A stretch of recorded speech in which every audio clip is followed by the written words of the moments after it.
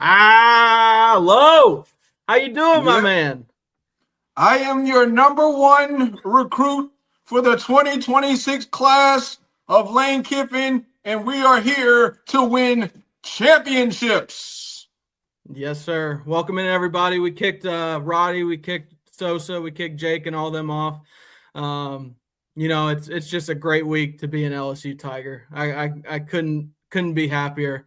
We finally got our guy. It's incredible. Lo, how you been feeling this week, man? Dude, I've been ecstatic, man. I see all kinds of bloggers are talking all kinds of crap about our new HC and Lane Kiffin. My message to the Ole Miss faithful: too bad, so sad. Cry us a river, build a bridge to get over it. What'd you say, Sam? It's a big bank tank the little bank. Yeah, it's tales old as time. So I think we were talking before the show. First night, whenever Kelly got fired, we were going back and forth on Twitter. Who's it going to be? Who do you want it to be? We both said Lane. Had to be Lane. It was always Lane. He was never going to Florida as soon as LSU opened up. So it's just great. I've seen a lot of hate, and understandably so, for the way it went down. But, that's college football's fault. They got to figure out the schedule. If none of this, if this schedule is fixed at all, Lane's coaching the playoffs, and then he's coming to LSU. So, everyone wants to hate, but it's just because we got the best, we got the bell of the ball. And finally, there were so many times we went through this, and boy, oh boy, is it just nice. I wish I could be sitting outside smoking a cigar, but it's 15 degrees. So I can't bring anyone else into the show. So if they want to come in now, they're more than welcome to. Yeah, now is the time. Come and join the party because we're going to be winning for a long time.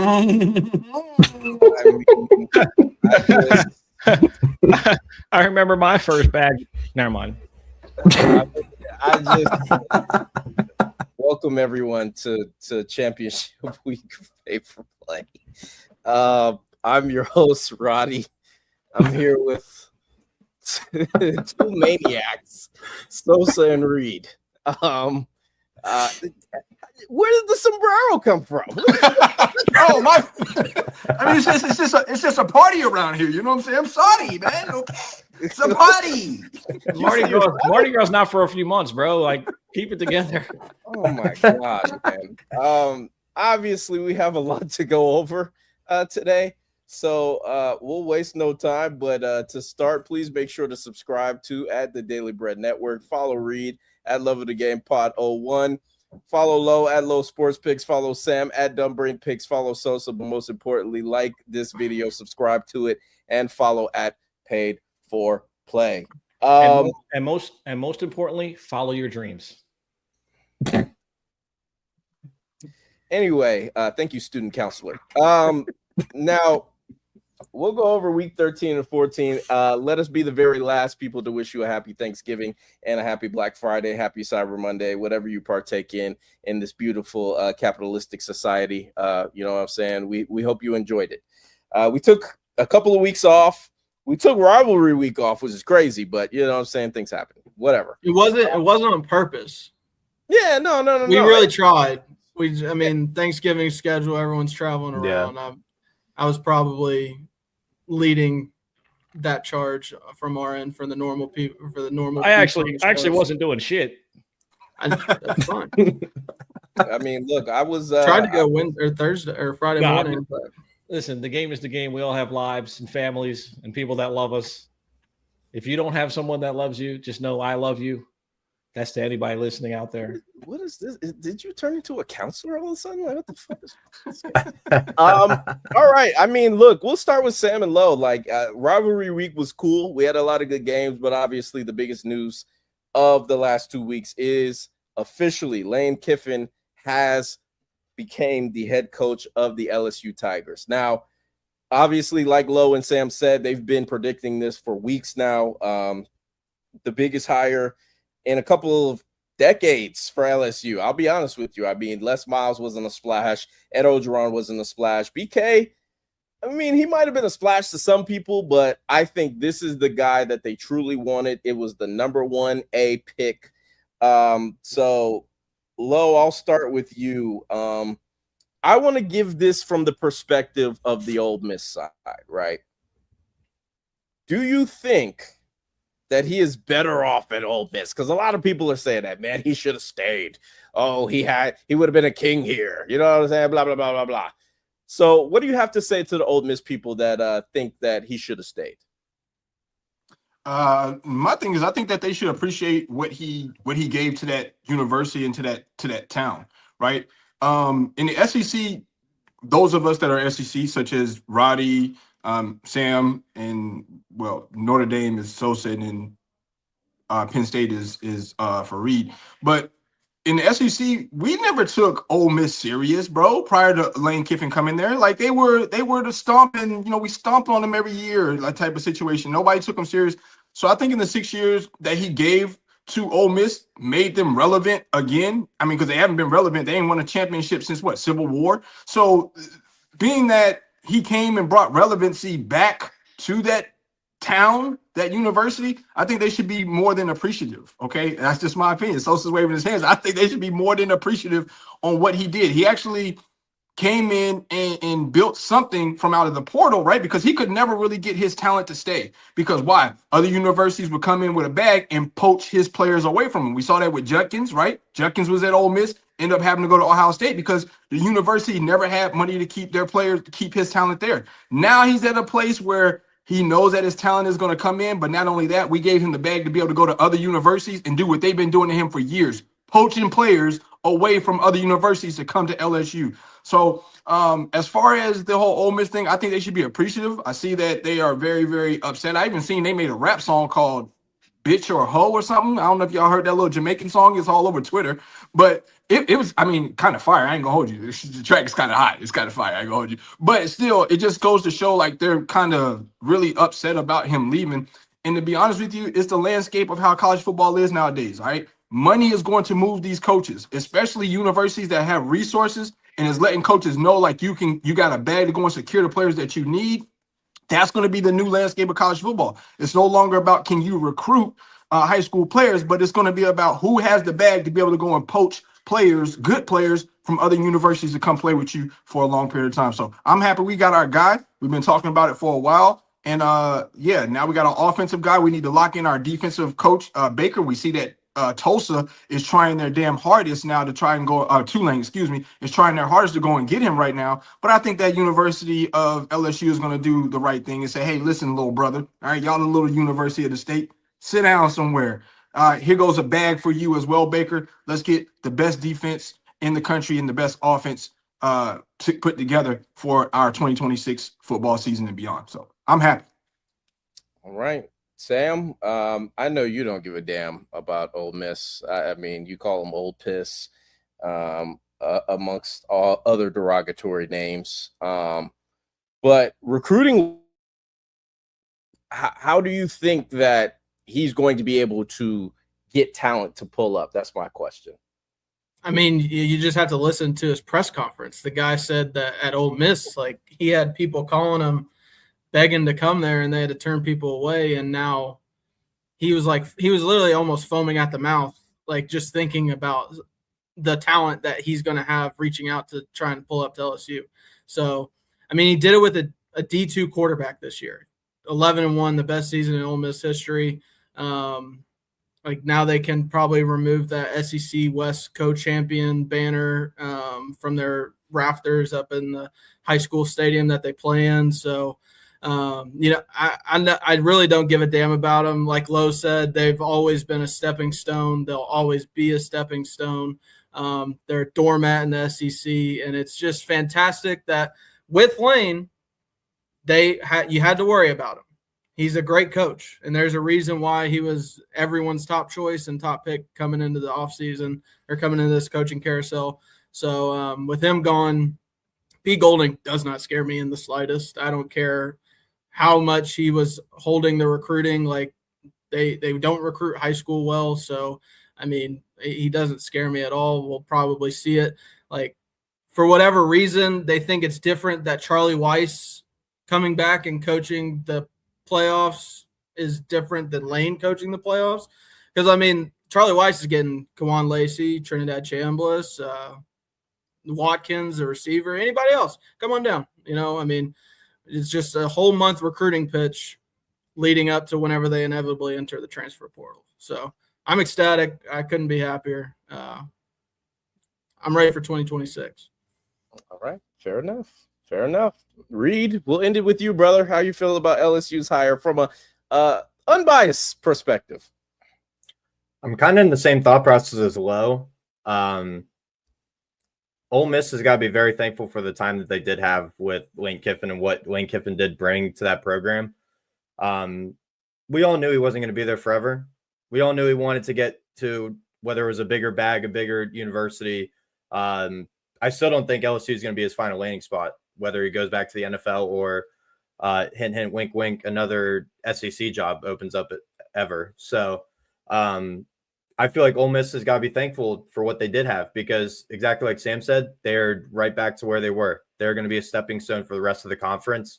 Going forward, I don't think their head coach hire, and then his name is escaping me right now, but the DC that they did elevate from within doesn't feel like a great hire for me. So, I mean, especially from where you had Lane Kiffin before, it's definitely a drastic drop off to me. So I'm totally in agreement with Low and Sam. I think Ole Miss has to be thankful for what they did have with him, and, you know, welcome back to reality. Yeah. And so I'll let you go last, but I'll just say this. I think it's a great hire. I think he's going to do really well at the school. I think if the university gives him everything that he needs, then he will be ultimately successful. But Low, Sam, you wouldn't be my boys if I had to lie to you. All right. Y'all gonna hate him. Might not be today, might not be tomorrow, might not be 3 years from now. But y'all are gonna hate him. Just letting you know right now.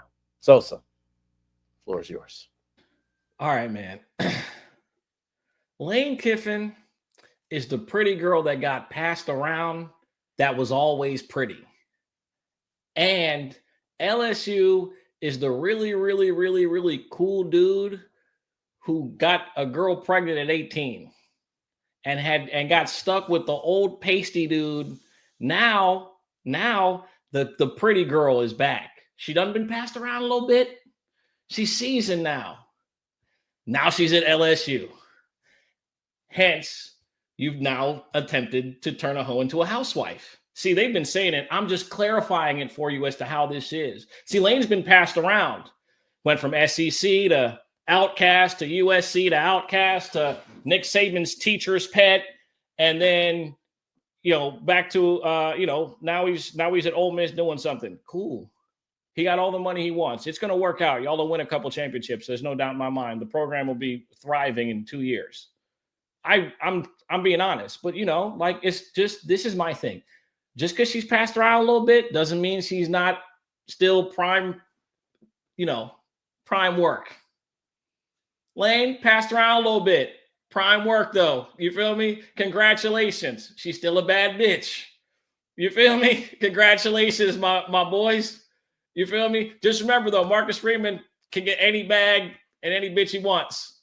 Y'all will never get him, and I'm good. So God bless y'all. God bless y'all. I appreciate y'all. Thank you. You know that. Huh? He's leaving you at some point. You know that, right? Yeah, he'll go to the NFL. I know that already, though. He's not going to go to a college. He's not going to ever take another college job. He'll go to the pros. I said that already. You're welcome for that. Yeah, I wouldn't say that. He's the number one candidate for NFL jobs right now. He would go to a heartbeat. I was about to say, yeah, there's one college job he would leave for. What do you think? In a heartbeat. Ohio State. Ohio State, yes. Because he played there. Yes. Yeah, y'all need to stop reading. Like, stop reading shit. Stop thinking logical, Reed. He went to Ohio State. Who gives a fuck? You think Hartline took the job in South Florida? No, that's an insurance policy on Ryan Day's job. He's going to go to South Florida, recruit all them South Florida kids that he was getting to come to Ohio, and then when Ryan Day gets a couple bad years, they'll fucking fire him and Hartline will take his job. Freeman will never be the coach at Ohio State. We could bet any amount of life's worth on that. He will never. He will go to a pro team before he goes to another college team. He has no reason to leave Notre Dame. To win a Unless he championship. doesn't, if he Kevin Duranted us, like leave to go to Ohio State after they beat us to the national championship, I don't think I can forgive him. But they are a batter bitch, so I understand. I wouldn't. But I would understand. See, that's the thing. I would understand if he left us for like Bowling Green, then it'd be a problem. You feel me? Then we'd be having an issue. But yeah, how could you argue? You know what I'm saying? Yeah, I mean, and look, I think that at the end of the day, I mean, look, I would say Marcus Freeman. They had nobody flip yesterday, by the way, which is incredibly impressive. All right, in this day and age of these kids, get sold a dream one place, they get thrown the bag somewhere else, and they flip. To have nobody flip yesterday is crazy. So big salute to him. There's nothing like the church's money. I mean, look, it's consistent and it's tax free. I get it. But I'll be interested to see how Lane does, man. I think we're gonna be meeting up in an SEC championship or two. We play in like 2 years, so it'll be interesting to see Lane versus Kirby again. And Lane got the big guns this time with him as well. So I'm not mad at it. Anybody else got anything on the Lane story? Reed, we can maybe, I guess, move on to your coaching situation. I wish this was like a space and we had like the toilet sound, because that's what I would have just played for you. I mean, I see Matt Campbell's on the lists. Finally. What's happening, man? Let's talk. Speaking of non-bad bitches.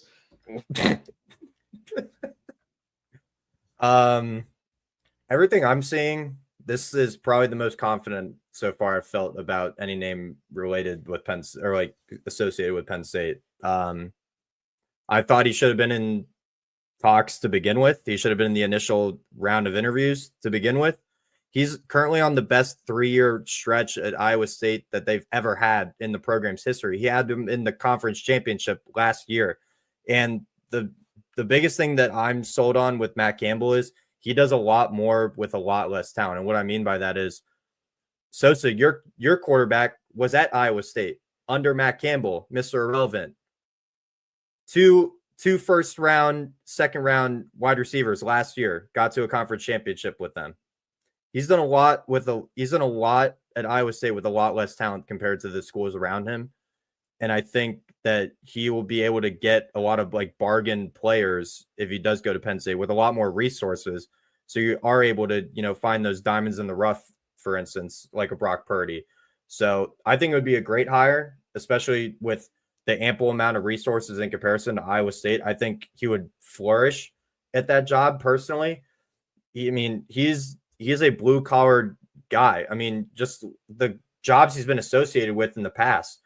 He was in rumors with Tennessee, Florida State, the Lions before Dan Campbell got the job there. Like, he's been associated with a ton of big jobs that have come open in the last few years.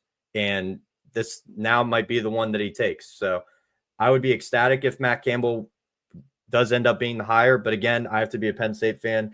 So I have to also expect to be disappointed. So who knows what direction it goes in, but if it does end up being Matt Campbell, I will be very, very happy. And if it might break, it might break while we record tonight. So who knows? Hey, Reed, the transfer portal just opened. And? No, I'm just saying you got options. The fan transfer portal, he means, by the way. I know. If I'll say it this way. If Campbell doesn't get announced by the end of the week, you'll have an announcement for me by next week. Oh, yeah. Hold the press conference. I'll be there. I'll be first one there. Any of you other guys have any comments on the Penn State situation? It's bad, man. It's bad. Yeah. The crumble cookie was hilarious. I'm sorry. It was hilarious. It was an all-time troll. Like, what's better to set off a meeting? Cookies. I think also what you really notice is they had a knee-jerk reaction with no plan. There's nothing there. That is insane. Like, you can't have a knee-jerk reaction with no plan. right? Like you fire him, cool. Well, you should have a fucking plan then. You should be prepared like the state of Louisiana to give somebody whatever the fuck they ask for without making it a situation where you're trying to be picky. Now you went from top job. That should have been settled in a week. It should have even been a question. Whoever because you see how it was with Lane. Lane knew what it was. Listen, if I'm going to take the job, I can't stay for the bowl game because my responsibility and loyalty and expertise is now devoted to another institution. That's why Ole Miss simply could not let him coach either. It just doesn't work like that. It's cutthroat. I think they had a plan, and Sig signed the extension. And listen, I don't think Sig would have left either way. I think that also that when you have an opportunity before like all these SEC jobs open up to have a window where you can hire somebody and you don't, when I knew things were fucked at Penn State, when Franklin took another job. How the fuck does the guy you fire get a job before you hire someone? That itself was the big enough fumble because he single-handedly took all the fucking recruits with him. Because Franklin wasn't the problem. Franklin wasn't the problem to begin with. The whole thing is just, I've never seen a worse fumble. And I've never also seen now a program where all they have to offer is money. That's it. They're going to overpay somebody who will be out of a job in 3 or 4 years unless they can just get kids that are going to pull up for a bag, because that's all they have to offer right now. We got money. Brand new coach, no experience at the job, no adhering to the tradition unless you keep the fucking guy who's in the place right now. I've never seen a school fumble it this bad in my life. Yeah, I agree. Lo, you have anything on the Penn State search? Yeah, I mean, Penn State is a catastrophe happening right now. It's a shit show, if you will. I mean, they haven't, like So said, they haven't replaced their head coach that they fired yet. All of the coaching candidates that were even potential good candidates are all gone. You see all these other universities snatching everybody up. And here Penn State they was the first team to fire their head coach, and now they're sitting at the last team for the most part. Well, a couple other small G5 schools, but they better watch out because from my understanding from On3, I see that Memphis and I think another school is looking at their intern head coach to be the head coach at their universities. So they're gonna mess around and end up losing him to go to another. He's gonna go to another university, get a head coaching job, and then they're really gonna be screwed. Who do you go to next? Brian Kelly? I don't know what to tell him. Don't do that. Don't do that. Like, see. So you're talking about the transfer portal being open. You would get my announcement immediately. Immediately, I'd be out if it was Brian Kelly. Hey man, I'm just letting you know it's limited seating on the bus, but I might could get you in. Yeah, I might could get you on the team. I'm just saying. I got a wristband for you, bro. Don't worry, bro. Just call me when you at the door. Call me when you at the door, bro. Yeah. Roddy, just one more thought on that. Like I was saying earlier, I don't think James Franklin did deserve to be fired. Now, looking back on it, when he did get fired after 3-3, I don't know about that, but the root of the problem wasn't Franklin. Pat Kraft has been the root of the problem this whole time because he got so greedy. He's like, oh, we'll get an immediate upgrade to Franklin. There are probably 5, 6, 7 coaches that are real upgrades from James Franklin at this current point in the coaching market. And they were all long shots to begin with, or were just flat out not going to happen. Like, if he didn't have his set plan, which I think his set plan was Matt Rule, and then once Matt Rule settled up at Nebraska, he was like, oh, fuck, I got to start from scratch. And I haven't reached out to anybody, and I fired my head coach, like, without any plan whatsoever. So that's just, I think Pat Kraft, if he gets fired, I would not be surprised at all. I think he deserves to get fired with how shit show this has been. Yeah, brother, he's probably still gonna get fired. Just gonna be honest with you. Man, yeah, that's tough luck, brother. All right. Do we have any more interesting stories? I mean, do we want to go over rivalry week at all? I mean, Bama barely beats it, beats Auburn and gets out of Jordan Hare. Obviously, Georgia Tech was an absolute fucking snooze fest. I mean, I know you guys, LSU fans, y'all didn't give a shit about last week. You couldn't care less. You probably didn't even watch the game. No, Yeah. didn't I watch only- it. I'll be honest, I didn't watch it. I only watched it because I thought they were announcing it at halftime of our game, honestly. Oh my God. So personal gain. I feel you. Yeah, nothing really else to talk about with rivalry week, even though it was a good week in rivalry week. Yeah, the coaching carousel has been very interesting. I mean, if we want to mention Pat Summerall of Florida, I think getting a little nervous. They're starting to make smart decisions down there, and that doesn't make me happy. They fired a group of 5 head coach from Louisiana and went and hired a group of 5 head coach from Louisiana. That's smart. Yeah, I mean, but that group of 5 coach got a quarterback in May and got them to the conference championship. Listen, his name is not Pat Summerall. That's the old dude that used to call NFL games. John Summerall. John Summerall. Right. John Summerall is the name of the coach. All right, like because you did this to me a couple of weeks ago, and I'm like, his name's not Pat. And I'm like, are they related? I doubt it. Because usually people who have like cool voices and their commentators are not good at sports. I'm one of the exceptions. Oh God. Anyway, yeah. So Pat Summerall, John Summerall, same fucking thing. All right, it's the same guy to me. John Summerall got hired at Florida. Buster Faulkner as the OC.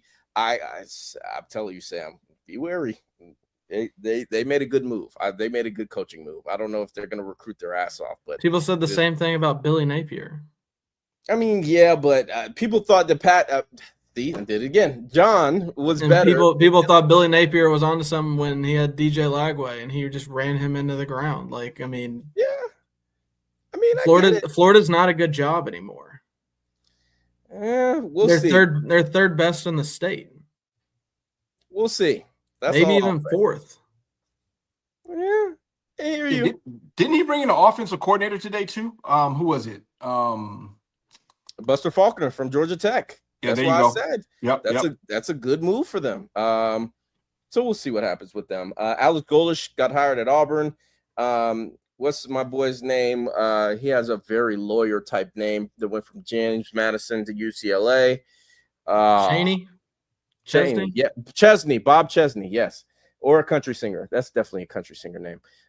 He went to UCLA. So there were a lot of good moves in the coaching carousel. Obviously with the coaching carousel, it's like, okay, this is a great name. He did great at spot A. Is he going to do great at spot B? We never know. We don't. But yeah, anything else, boys? Or are we ready to get into championship week? Auburn had the best hire. Just my thought. I'm going Florida. Hell no, man. LSU. Shut up. No, you're lying through your teeth.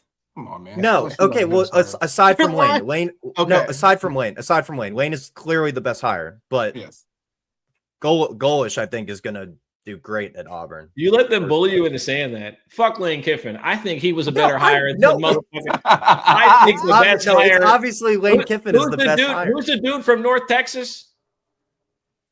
What's the name? Oh, wow. I'm just forgetting names. Oh my God. Is it Morris? He's really the best hire. It is Morris. Why? Because he puts up 50 points against because he's going to take his quarterback with him. But see, because I believe in college you can capitalize off a gimmick for like 5 years. Like it might not last forever, but like I would like to believe that like his offensive template can be taken to a school with better athletes and be just as good, if not better. You feel what I'm saying? Like especially if he gets to bring his own quarterback. So that's all. His name evades me, but like he's gotten rave reviews. You look at the offense; it does look video game like, and it does look like he's going to get to bring the quarterback with him. I think that's the biggest thing. I think he's going to bring the QB with him, and it makes it a lot easier, especially if the defense is as good as it is. And it probably makes it easier to keep a Cam Coleman in the building. I think hiring him makes it easy to not lose any of their offensive weapons because those kids are going to look at that offense and say, "Well, I can put up numbers." And they still got money. It's not like they're a school that can't compete financially. Sorry, guys, but Auburn's got money, just like y'all got money. Oh yeah, there's no doubt. And their quarterback's in the building already. So who the kid that was played at the end of the season? Ashton Daniels. Yeah, I mean, I guess Deuce Knight. No, I'm good off of him. Yeah, I'm good off of that kid. He's not going to be good. Don't get fooled. Okay, yeah, we'll see. We'll see. All right. Let's start it at the noon window. First game of the week. Number 11 BYU is on Texas territory out there in Jerry World for the Big 12 championship. Obviously, we saw this game already. And guess what? It was pretty boring because you want to know why? It was about the ass. All right. BYU is now getting 13. Good God. When I look at this one, man, I said it on Reed's show. I'm going under. The number's at 49.5. I hate Texas Tech's offense. I don't think that BYU's offense is going to be particularly better. I think BYU is a running football team, and Texas Tech's team speed is too fast for them. So give me the under, 49.5. Call me in the morning. Reed, what do you like in this one? Yeah. 13, I think the number's just too big, personally. Texas Tech wins the game, but you're telling me BYU with Satake having just re-signed there, the revenge factor of them playing earlier in the year, I think BYU covers the number at 13. But Texas Tech wins this game, and they're going to do it predominantly on the ground game with Dickey, their running back. He's been phenomenal all year, and I think he has another great game this week against BYU again. He was the main running back against them when they first played, so I expect a similar performance from him again. I'm gonna take Texas Tech to win the game, but I like BYU with the number. Right, I feel you. Let's go with Lo. How you feeling about the Big 12 championship? Yeah, I think the result's going to be the same from the first time they matched up. I mean, the numbers per the odds in Vegas are the same for the most part. First time that they saw each other, November 8th at Texas Tech. Texas Tech was favored by 13.5. What number do we have for this one? 13.5. So they feel like BYU didn't make any improvement, right? They still feel like Texas Tech still whoops these dudes by the same spread that they gave them the first time. Interestingly enough, the total in this one is at 49.5 on FanDuel.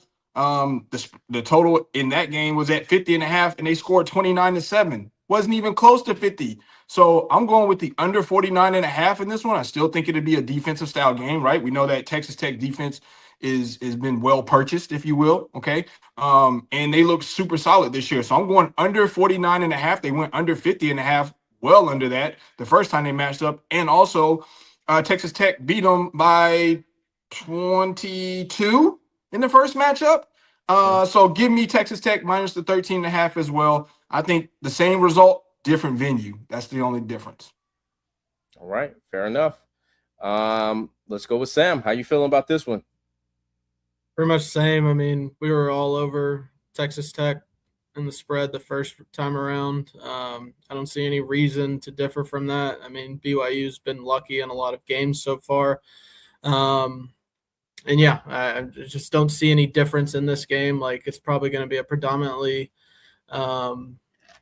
Texas Tech crowd in Jerry World. I'm sure there'll be plenty. I mean, I'm sure there'll be BYU fans, but still probably be mostly home type environment for Texas Tech. 13.5. I'll probably lean the under. Not going to take it, but pretty much agree with everything Reed and Lo said already. Right. Fair enough. All right. Sosa, let's round it out. I like BYU to win the game outright. Mm. I'm just playing. I was trying to be. I was fake being different. I think we all have watched these teams enough this season to know what the fuck's about to happen in this football game. When I see Cody Campbell on McAfee and him basically just letting the world know, like, yeah, I bought this. I'm cool with that. Like, I like it. I think that it's, he's living the dream, bro. You ever get that type of money and you want to, you went to the school and you want to see the school win and you got that type of paper and you're willing to just like really just invest it into the program with like no guarantee of a return on it. I mean, I think you'll see Rodriguez have one of the games of his life. I think if you get defensive props on him, it's gigantic. I think he does get an invite to New York because I think Cody Campbell already paid for it. He could buy every fucking thing else. I don't see why he can't get him to New York. I mean, it's got to be last 5. He's got to be one of the last 5. This is the worst offensive year in the last 5 for quarterbacks that are being considered for the Heisman Trophy. Rodriguez should ball out. I think that's what I'm looking for. Don't be surprised if they put him on offense to score a touchdown like they have a couple times already. I think the number one thing for this game for Texas Tech isn't even just winning the game. It's winning the game and showcasing Rodriguez as a superstar. Make him a household name in this ball game every chance you get. I think that's what you get. And I think Texas Tech handles business. And shout out to Sataki, man. What the fuck has he done to warrant that type of attention or love or paycheck? But shout out to him. I'm happy for him. Good for him. Good for him. How are you gonna say shout out to him and then okay, fair enough. I mean, all right. Like, I appreciate a good heist with no gun. I mean, I get it. Yeah. I mean, he hasn't won anything of note yet, but I mean, like I saw what Bud Elliott said about this, like in terms of the Penn State search, and I promise you, read him. We're gonna stop mentioning it soon. If you're BYU, a major requirement for your head coach is to be a member of the Church of Jesus Christ of Latter-day Saints. You have to be Mormon to coach that football team. So the scope of who you can look for is incredibly small. And that's why I was confused why Penn State went after him. So, I mean, if you're him, like, you got to re him up. Like, who else are you going to get? Who else is better than him at that school? So, I just think that this is this is Texas Tech's time. That's just me. All right, we'll keep it moving. Another terrible game. We'll be quick with this one. I do have some plays in this game, though, to be honest with you. Duke messed around because SMU lost to Cal, and a 7-5 team is going to play for its conference. I don't know, man. Sam, I'll start with you. Do you have anything in this game? Are you even going to be watching it?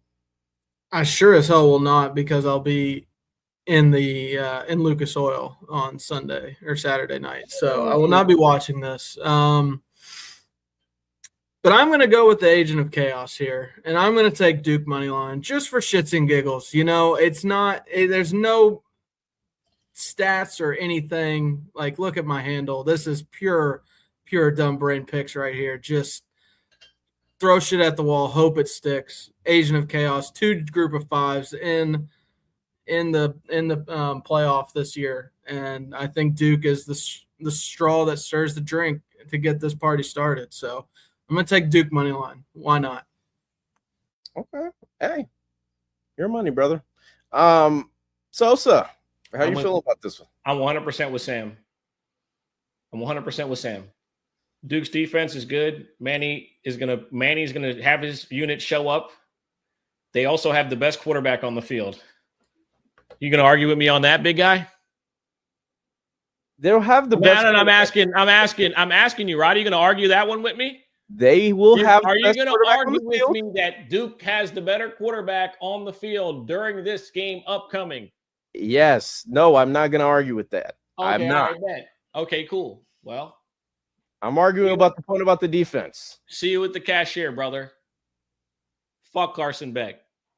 Cade Klubnik, 385 yards. Joe, yeah, but he's good. He got some sneakiness to him. Joe Fagnano, 311 yards. Chandler Morris, the quarterback they're playing, 316. Joe who? Joe Fagnano. Fagano.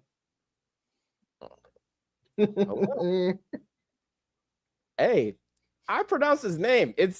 I'm not gonna spell it because that might make it worse. But you're gonna have to issue an apology report from Play for Play Twitter on Friday. I mean, what? Do we have to get HR involved? That's the guy's name. Go look up UConn's quarterback's name and you tell me how to pronounce it. All right, put it in the comments. Reed just did. Yeah, I know, but like off of first glance, wrong emphasis, Roddy. Wrong emphasis. Anyway, man, Reed, how you feel about this game? Jesus Christ, we're gonna get canceled. I'm with everyone else. I'm an agent of chaos. I want Duke. I want to see JMU in the playoff, bro. I mean, yeah, I agree with Sosa. They have the better quarterback. Duke's defense was abysmal against Virginia a few weeks ago, but again, they have the better quarterback. In championship games, you have to take the better quarterback. I'm taking Duke. I also like the money line. It might be 4 points. I'm taking the money line. I want to see JMU in the playoff. That's solely my reason. So yeah, Duke. Low. Talk some sense into these fools, man. I'm actually going to be boots on ground at this game. It's in Charlotte at Bank of America Stadium at the Carolina Panthers Stadium. Shout outs to FanDuel. With me being a VIP member, they got me in the suite. Okay, they got me a suite. I can't turn it down. Okay, I cannot turn it down. I can't turn it down. So I'm gonna be at the game with the family, eating chicken wings and drinking alcohol, all courtesy of the great FanDuel. Okay, they put me in the suite. I cannot hold you. All right, I don't have a dog in the fight in this game. Okay, I don't give a shit about either one of them. I'm just going to eat courtesy of FanDuel. You know, but I am gonna have a bet. Okay, I will say I'll have a bet in this one. Okay, I will take Virginia in this one. All right, I will take Virginia. All right. Once again, I think you guys already mentioned it. These two have met off versus each other just a couple weeks ago, right? And it was at Duke, right? You would think like Duke at the crib, they should go ahead and pull a surprise victory over Virginia. It didn't happen. They lost 34-17. Duke didn't actually really put up any points until the fourth quarter when the game was kind of out of contentions. Duke went the first 3 quarters only scoring 3 points. All right. So I think that Virginia kind of run the same game plan that had success for you versus Duke at Duke. And then I went and kind of looked at the stats. I'm like, all right, well, look, man, if Duke didn't have success there, maybe Mintz kind of had a bad off game and threw some interceptions. No, he didn't throw no interceptions, 1 touchdown. He went 18 for 35, 213 yards passing. He just couldn't do shit versus Virginia. Virginia, listen, we got to give a lot of credit to Elliott, head coach for Virginia. That guy has those guys dialed the fuck in. All right, let's call it what it is. He has them dialed in. He has them playing some really good football this year, and they believe in his system and they bought into it. So I'm on Virginia in this one. Once again, I don't have a dog in the fight, but since I'm gonna be there at the game in the suite, I guess I would like to see Virginia win this one, and just solely because I think Virginia's been the better football team all year long over Duke. Just to be honest with you. All right, fair enough. Yeah, I would take Virginia on the spread as well, but my 2 favorite plays in this game, I like Chandler Morris's passing yards again. He went for 311 in the previous game.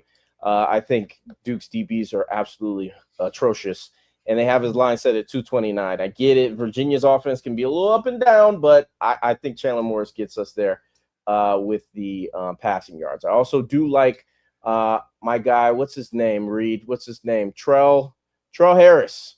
Wide receiver 1 for the Virginia Cavaliers. I like his receptions. He's had over 4.5 in his last 4 games, and Duke has been giving it up receptions-wise in the last 3 games, 11, 8, and 8. So give me Trell Harris's receptions. That's at -116 on Onyx. All right. That's it for that game. All right.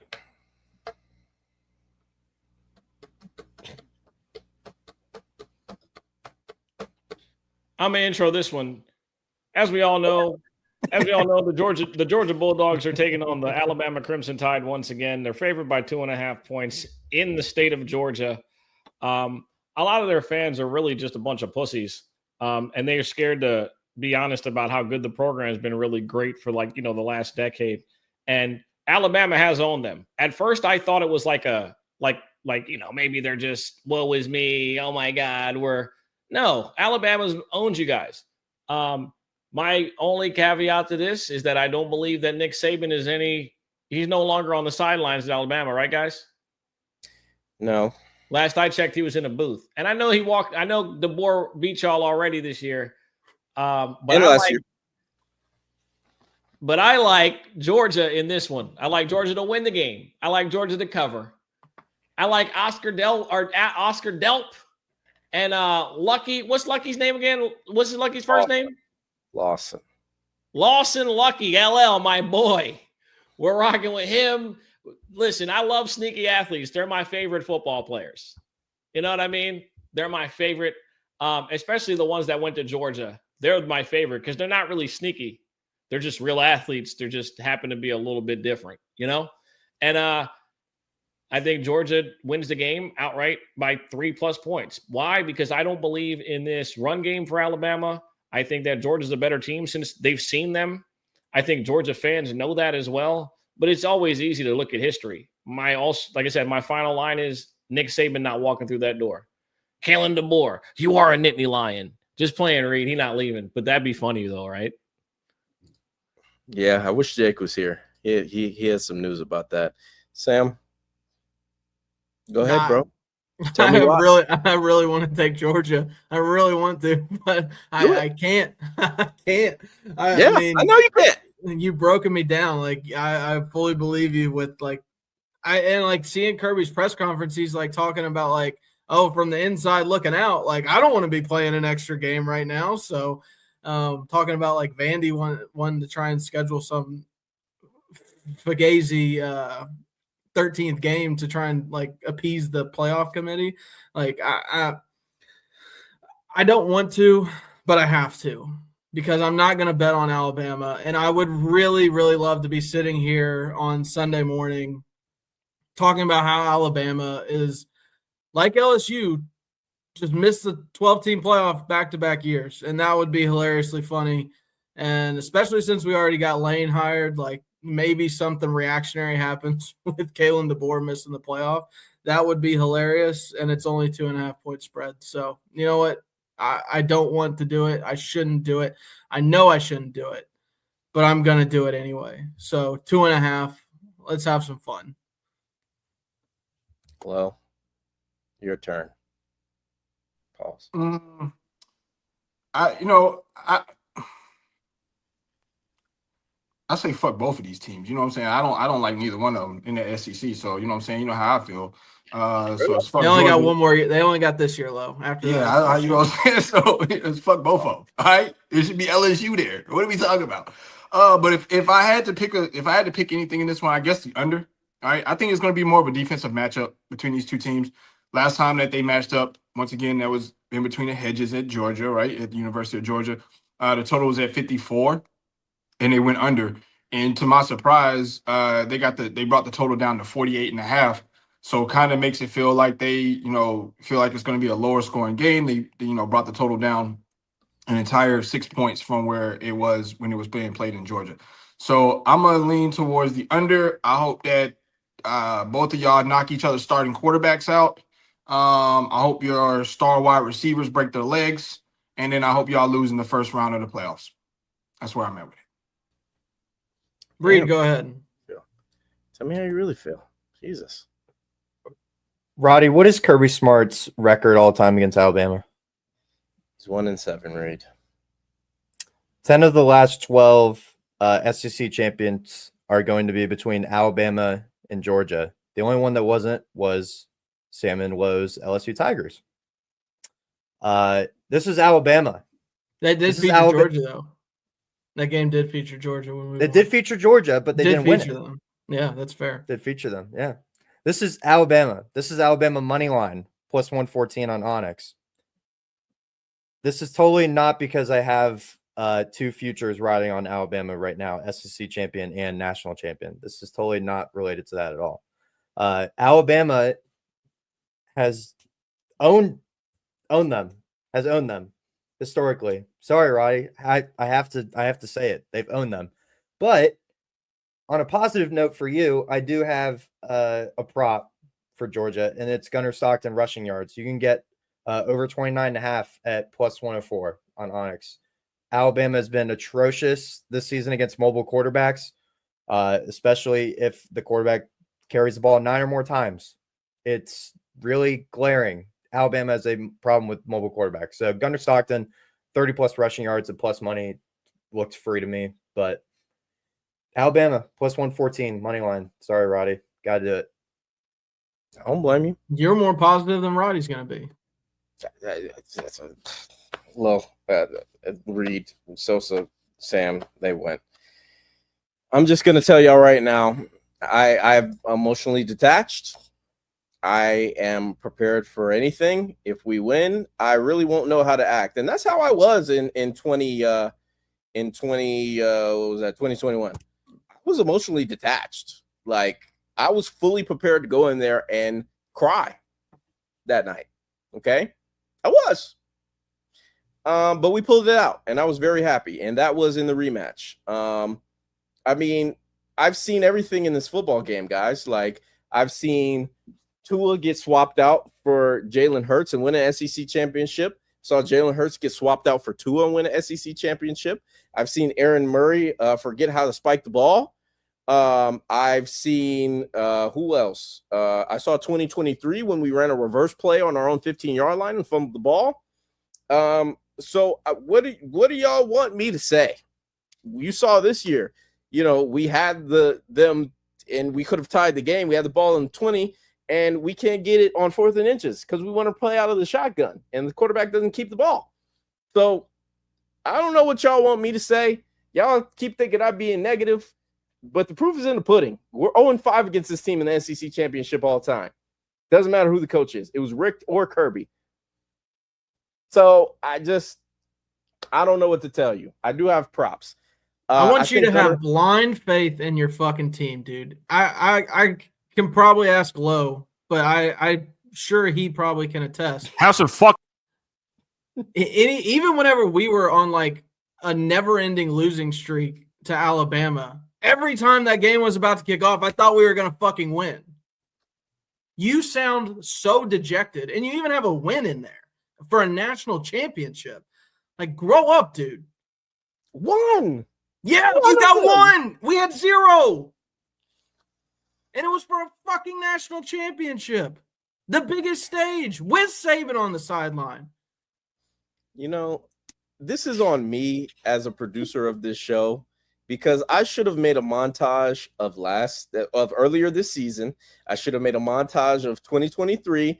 You're muted, so I can't hear anything you're saying. I've already got the montage ready of you picking against your team every week. I swear to fucking God, the day y'all get eliminated in the college football playoff, I'm going to be like, he basically told us they sucked all fucking year. I'm just waiting for that, though.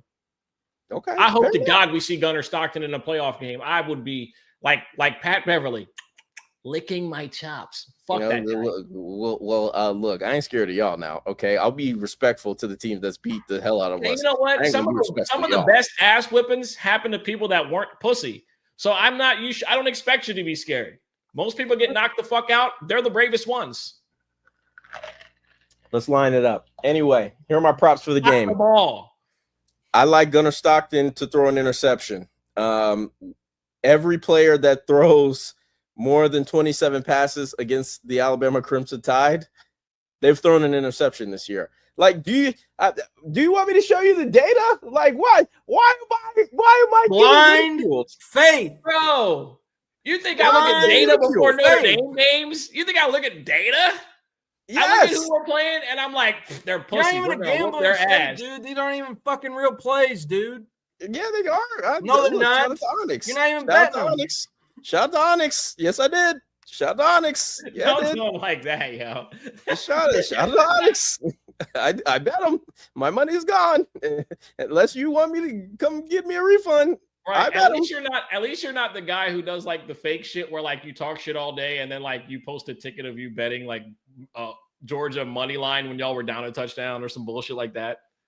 Yeah. No, you'll just celebrate when you win, which is even weirder. Do you see the column right here? Right here? Is that Gunnar Warner? What is that? What am I looking at? So these are the quarterbacks this year. Hold on. Do I need to zoom in a little bit? Nah, I can go pull it up right now. I got to pull it up my laptop. I'll zoom in a little bit. These are quarterbacks who have thrown more than 26 passes against Alabama this year. You got Nuss, Lenora Sellers, and Ashton Daniels. Big fucking deal. Gunner's going to throw one too. Not the interception. Minus 115. I also like his rushing yards. I'm with you, Reed, on that. And I like Noah Thomas. I like his receiving yards. I even like him for an anytime touchdown. He's been dormant for the last 2 weeks, but we saw a 4-week stretch in conference play where he was a big part of our receiving core. And I think Bama's DBs aren't big and physical like maybe some of the previous iteration of the Bama DBs are. So give me Give me Noah Thomas. I like his receiving yards at 26.5. I like him to score as well. Anybody else on this game? I'm done talking about it. I hate talking about it, to be honest with you. I'll be watching this game in total fear, clutching my child as if I'm never going to see him again. Nope. All right. 1 versus 2. All right. Now we have a huge matchup out there in Indy. Sam, you're going to be boots on the ground officially, brother? Boots on the ground. I've had my ticket since the Oregon game, dude. Okay. All right. Fair enough. So we have Indiana going into enemy territory. They're facing a team that's going to be playing on their home soil. Whoa. Oh, we have Ohio State. I'm sorry. Okay. Look, y'all got me so fucked up with the Georgia shit, man. Ohio State's going into enemy territory. They're playing Indiana in Indianapolis. The spread is at 4. I'm gonna just give my take right now. I'm taking Ohio State. Sorry, Sam. I don't think that we're gonna get a number like this on Ohio State again until the national championship game. Maybe just out of reverence of the two best teams playing in a game. So I'm taking Ohio State with the 4. I feel like Indiana has had a great season, but I mean, not one team has scored over 16 points against this team ever this season. So it is what it is. The dog has arrived. I mean, Ruby is really enjoying that head rub. Sosa, we'll go with you first. How do you feel about this game? Oh, I'm just playing, dog. I'm picking Ohio State. My dog's an idiot. So that's the great thing about dogs. You don't know what they don't know what you're saying to them. Like you can say anything to them and they'll just love you. Yeah, fair enough. I don't think Indiana would win, but I think it doesn't matter if they win or not. Whoever, both these teams are in the dance, and so is Oregon. So ultimately, this game means a little bit more to Indiana, but I just don't think Indiana has enough to score 21 points against defense. And if they do, if they are able to turn over Ohio State like Michigan was, I know their coach won't be a pussy. And he'll actually try to beat them. Like he'll actually take shots and try to let his quarterback make plays to actually win the game. I think that's the biggest issue with Ohio State. A lot of teams are already defeated before they even walk in the building because they're such pussies. Like if that's the number one thing that Michigan is guilty of being last week. Pussy. He's muted again. The mute be whooping. The thing is, I don't care if it's your biggest rival. It is your biggest rival. That's why you roll the dice. No trick plays, no reverses, no nothing. You just go out there and just let Ohio State put it on you in the second half. And I think that what you're going to get from Cignetti is he thinks he's got a quarterback that's a game changer. He's going to call a game that's aggressive. He's going to take chances. He's going to give his team a chance.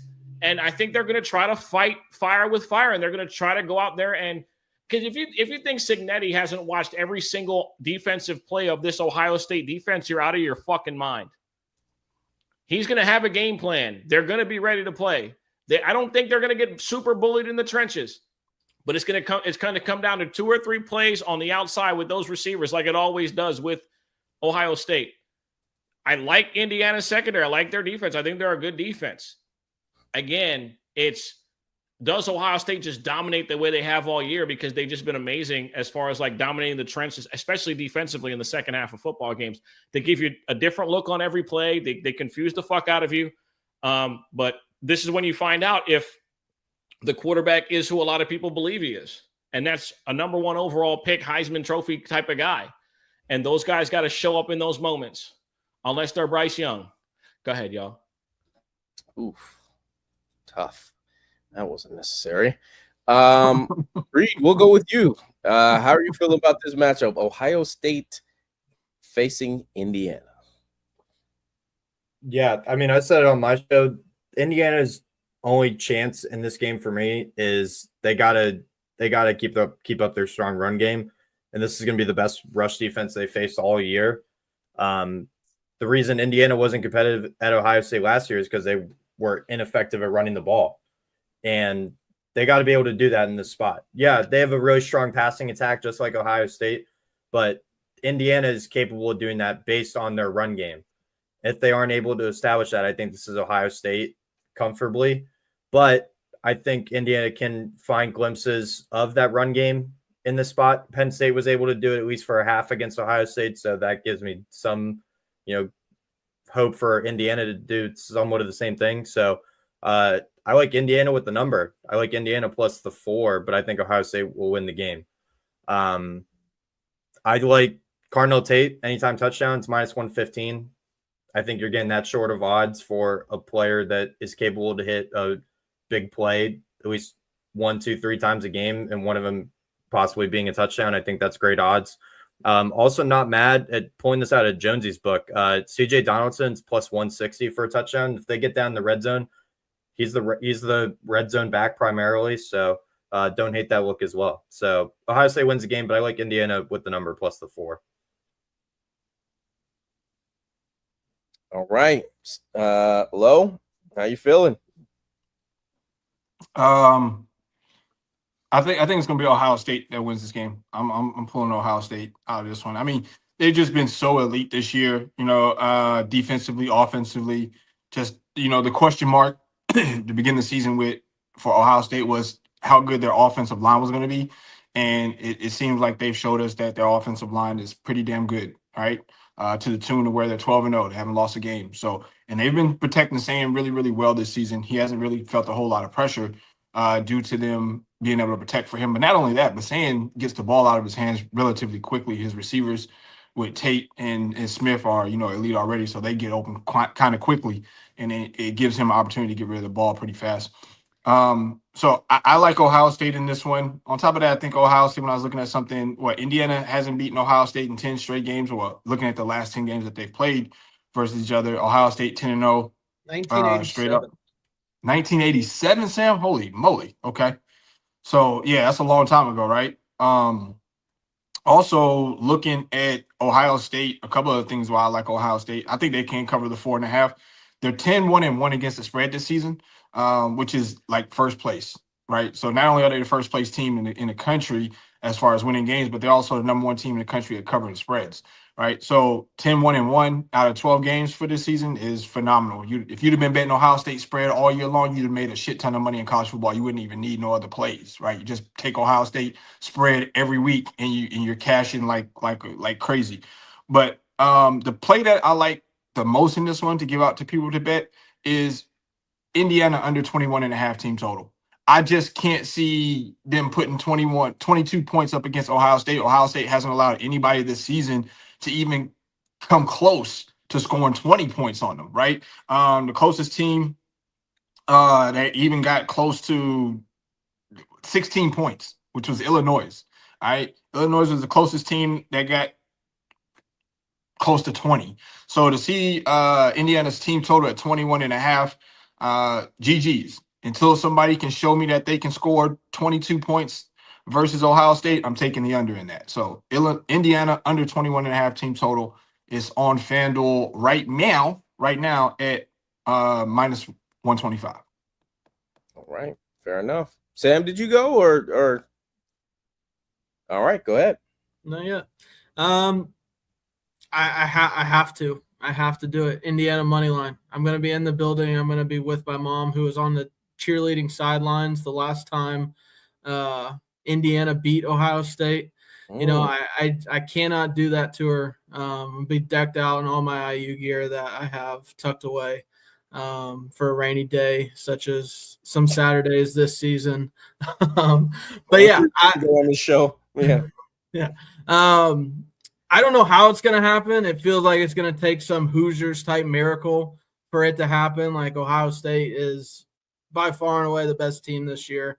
But I think I watched the game last year, and it was apparent, like Sosa was right with the trenches just being so difficult or so slanted in Ohio State's favor in that game. But it still didn't play out like the way it wasn't as bad of an ass beating as I necessarily thought it would be. Like there was a couple lucky plays, like a fumbled punt or something. Like weather definitely played a factor and gave Ohio State some short fields. But I think Indiana's got a better team this year, and I think they're gonna be ready to play. I think the trenches are much better. I think the defense is going to be able to kind of – Ohio State really hasn't had the best run game this year. They've struggled a little bit, and I think they can kind of hone in on stopping the run and taking the chances with the receivers in that secondary. I mean, I do like Indiana's secondary. They have probably a top a first 2-day draft pick in D'Angelo Pons. Like the safeties are no slouch. And take their chances. I know it's probably going to end up in some big plays, but I think Indiana's able to run the ball, and they were able to do that in the first half against Ohio State last year at Ohio State. And so I think it's going to be a little bit closer than most people think. 4 was a little bit shocking to me, honestly. Really? I didn't think it would open up like that. You thought it'd be bigger for you thought it would be. I thought it would be much bigger for Ohio State. Really? Okay. All right. But anyway, I'm going to take Indiana money line. I'm not. It's all fan. It's not any merit behind it or anything. It's all heart. It's no brain. So I think that place is going to be absolutely rocking. I know Ohio State hasn't been there in, 5 years now since they lost to Michigan every year leading up to this game. And Right. There will probably be plenty of Ohio State fans there. I think my tickets were about $200 whenever we bought them. And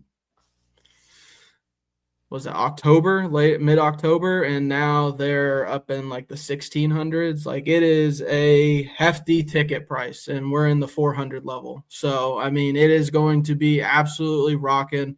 I think it's going to be – obviously it's going to be a lot of red because Ohio State wears red too, but I think Indiana is going to feed off that crowd, and it's going to be a close game to the bitter end. All right. Fair enough. Anybody got anything else on number 1 versus number 2, Indiana at Ohio State? Technically, I think. All right, best bets. Oh, somebody about to say something? No. Nah, I was just gonna say, let's pray that Ohio State loses the championship of some sort. One of these 2 championship games that they're gonna play in. Like, I don't want to sound like that guy, but like, they go back to back. I don't know how stable my mental health is going to continue to be. I mean, you sound like you're saying that for personal gain as well. I mean, I know if we see them, we'll whoop their ass. So I'm not worried. Okay. See them up close. We'll just beat the shit out of them. I'm not. Come on. Okay. Downs. But my quarterback is nice. Okay. All right, CJ Carr. I feel you. All right, best bets. Who wants to go first? I will do the honors if you guys if I must. Mm-hmm. Let me pull the app up, okay? Give me 1 second. Like I said, dog, I like Georgia -2.5. And I like the over in Georgia, Alabama over 47.5. I think that both teams will score points. I think it'll be a much more exciting game on the turf than people think. Give me Texas Tech -12.5. Give me their running back to score twice. Dickey. Mm-hmm. I think he scores twice in this ball game. I think Reed is onto something as far as him being like the most important piece. He's obviously is, and I think he handles the workload, and I think that he performs really well. And then give me Duke on the money line and Duke +4.5. That's where I'm at for these games. I'm not afraid of it. Listen, all the favorites can't win. That would make it too easy for the NCAA. Yeah, I get it. That's kind of what they want in this jumbled up ass. It's my whole point. Playoff. And if these players know what's good for them, they're not going to make it easy for them. Fair enough. All right, Reed, you want to go? Any best bets to give for the peephole? Yeah, I'm with you on Gunnar Stockton rushing yards. I think it looks free from all the data I was looking at. I like that Terrell Harris look for Virginia as well. But I'm not going to steal that from you. Okay. Cameron Dickey rushing yards. I like that. Again, we didn't talk about, but it is a conference championship game. It's on Friday, so it will be before this goes out. But what's his name? Caleb Hawkins 2 touchdowns. You're getting minus 115 for that on Onyx. I will be taking that. And I think BYU with the number plus 13. I think they keep it within 10 points. Texas Tech wins the game, like I said earlier, but BYU plus the 13 for sure. All right, fair enough. Low, any best bets for the people? Yeah, game we just finished talking about. Indiana under 21.5 team total, minus 125 on FanDuel, and under. Let me see what it is here real quick. Under in the Texas BYU game, which is currently sitting at under 49.5, minus 112 on FanDuel. I think that's going to be a defensive game, low scoring like crazy. All right, gotcha. Sam, CVS receipt this week? Not enough games for a CVS receipt, so I'll just keep it short and sweet. Texas Tech minus 12.5, Georgia minus 2.5, Duke money line, Indiana money line. Pretty simple. Just one play in each game. Keep it short and sweet. All right, fair enough. All right.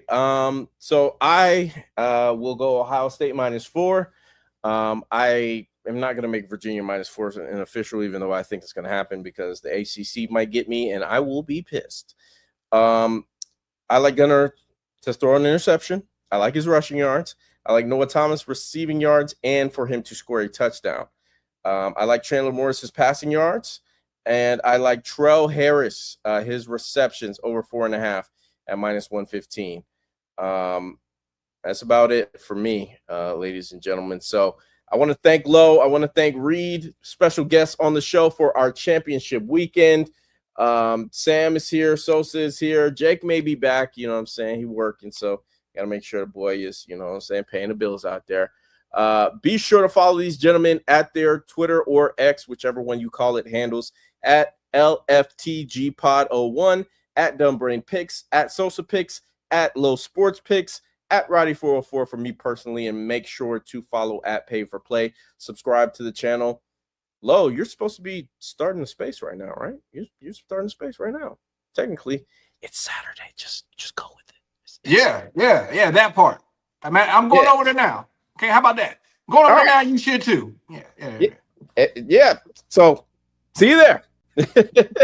No, for real. But join Low's Space, college CFB Final Cut every Saturday morning on your radio dial, not your radio dial, but your Twitter dial, whatever it is. Any last words from you, gentlemen? We're finally made it to the end of the season, y'all. This is sad. Any last words is a pretty dramatic way of saying it. We'll be back next week, bro. I mean, well, no, we won't, because we only have Army and Navy next week, unless y'all want to talk about that. Of course, I care about our armed forces. My bad. I know Reed respects the troops. I didn't know if any of y'all respect the troops.